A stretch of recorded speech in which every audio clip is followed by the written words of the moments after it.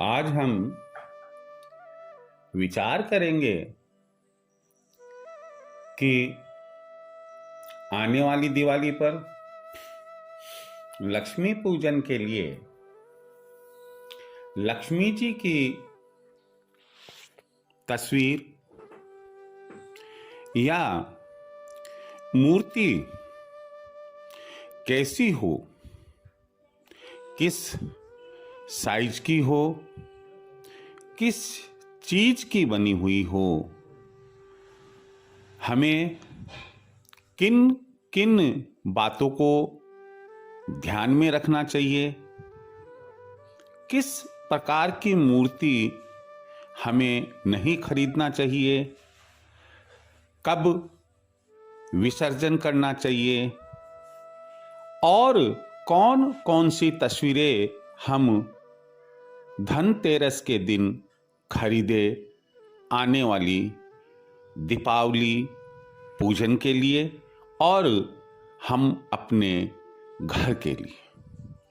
हम इस पर विचार करें। आपसे मैं फिर कहना चाहूँगा कि यदि आपने चैनल सब्सक्राइब नहीं किया है, आप चैनल सब्सक्राइब करें। और उससे भी ज़्यादा महत्वपूर्ण बात यह है कि आप वीडियो को, मेरे इस एपिसोड को पूरा सुने। क्यों कि कई बार ऐसा होता है कि क्या मालूम कहाँ हमें हमारे से संबंधित अच्छी और शुभ बात सुनने को मिल जाए और हमारा भाग्य परिवर्तित हो जाए। चलो, हम ज़्यादा समय नहीं लेंगे आपका। हम आपको सबसे पहली जानकारी तो यह देना चाह रहे हैं कि घर पर यदि आप दीपावली पूजन के लिए लक्ष्मी जी का चित्र ला रहे हैं तो उसमें लक्ष्मी जी की जो मुद्रा है वह कैसी होनी चाहिए, तस्वीर कैसी होनी चाहिए, किन किन बातों को आपको ध्यान में रखना है। सबसे पहली बात है माँ लक्ष्मी बैठी हुई अवस्था में। दूसरी बात है वे कमल पुष्प के आसन पर बैठी हुई हो। तीसरी बात है कि उनके पांव दिखाई नहीं देने चाहिए। अगली बात है कि माँ लक्ष्मी का जो चित्र है, जो मूर्ति अगर आप लेकर आते हो वह चतुर्भुज होनी चाहिए। उनके ऊपर के दोनों हाथों में पुष्प कमल के होने चाहिए।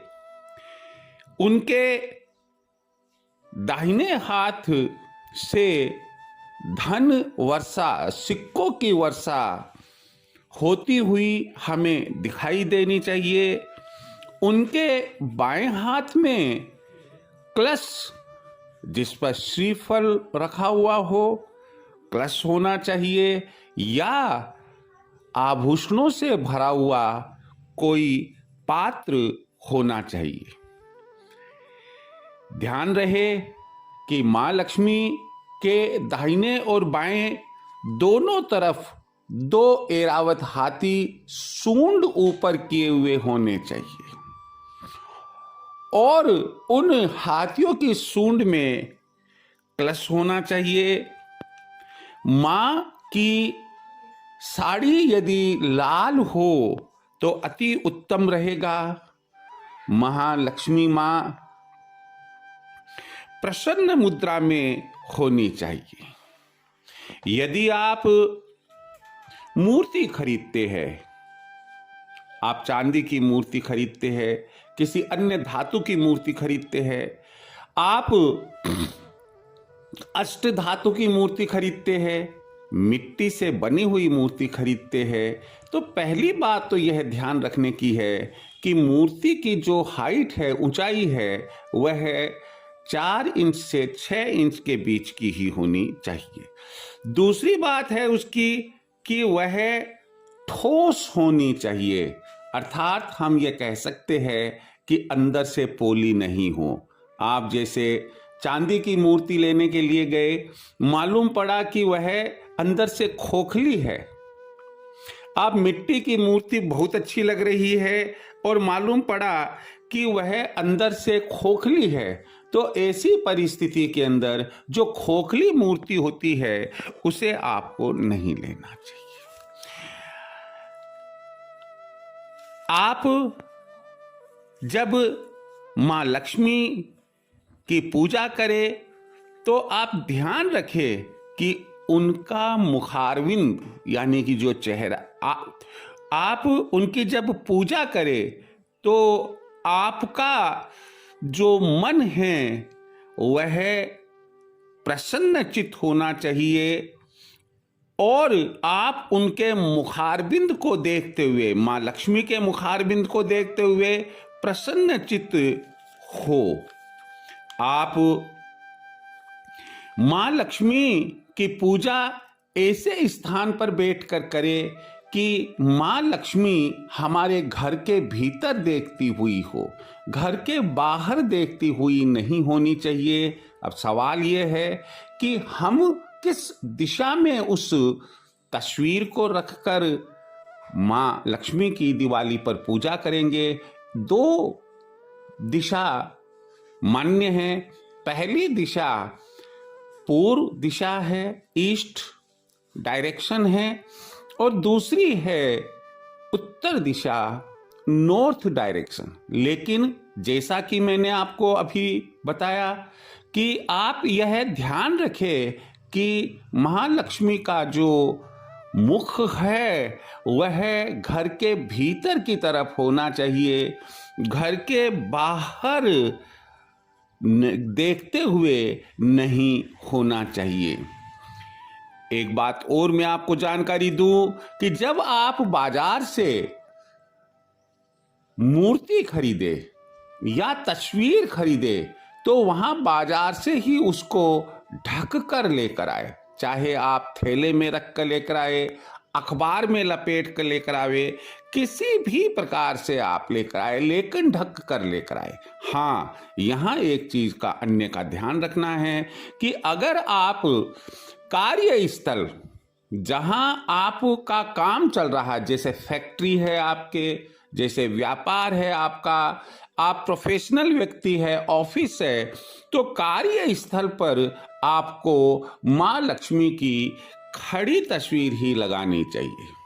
मैंने अपने पिछले एपिसोड में एक बात जरूर बताई थी, आपने सुनी होगी कि किसी भी हाल में मां लक्ष्मी की वह तस्वीर नहीं खरीदे जिसमें मां लक्ष्मी के साथ उनका वाहन उल्लू हो, जिसमें मां लक्ष्मी के पांव दिखते हो, ये आपको कदापि नहीं खरीदनी है।